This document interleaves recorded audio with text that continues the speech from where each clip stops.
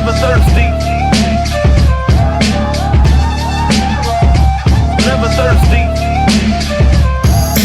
It seems like you have you mentioned Scarface, and that was kind of surprising. Not surprising, because you sound like a well-rounded artist. But are there any other old school guys that you listen to? Yeah, most definitely. Of course, like Pimp C, like UGK as a whole. Let me not just say Pimp C, UGK. Mm-hmm. Lil Wayne, of course, BG. I listen to a lot of Snoop. I listen to Short.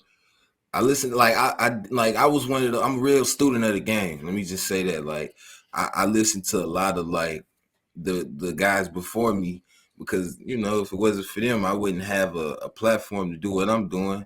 And it's a reason that people still hold them to such a high standard. So I just felt like when I was like 14, 15, I was like, trying to figure out why these guys was so great. What was, and as I get older, like, it started to make more sense to me. Like when I was 15, 16, when I heard In My Lifetime, like it was hitting, but it didn't really hit me till I hit 22. You know what I'm saying? And like my whole environment, my whole dynamic of my life is really changing. Like I'm really becoming a real man now.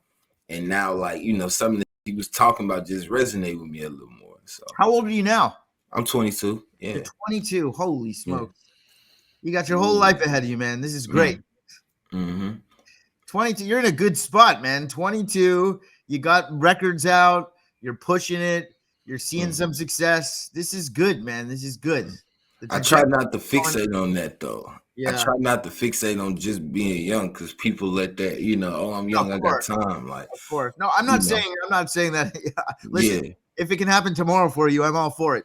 Right.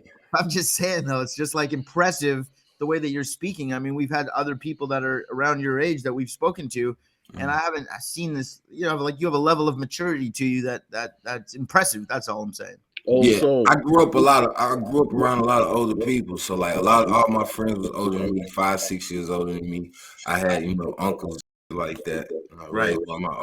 All my siblings was born in the 80s. So your uncles and the people that you sort of like mentored you through your formative years, let's say, what type of music were they exposing you to? Was that how you were hearing like Scarface and stuff, or was there? Nah. So like the 90s hip hop era, that was kind of like my own doing. Like my uncle was born in like the 60s, so he's more of a funk guy. He listened to like Parliament and James Brown and Prince, and that's more of his lane. And, my mama really was like heavy on gospel. She like what's the Earth, Wind and Fire. She like people like that. They're great.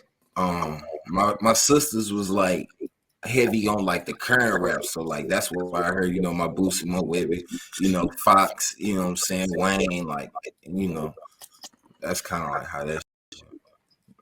Well, you got the best of both worlds, because a lot of rappers from the 90s, their parents listened to Earth, Wind and Fire and all that stuff. So you kind of got blessed by having your uncle be from the 60s, because that musical quality affects how you make music.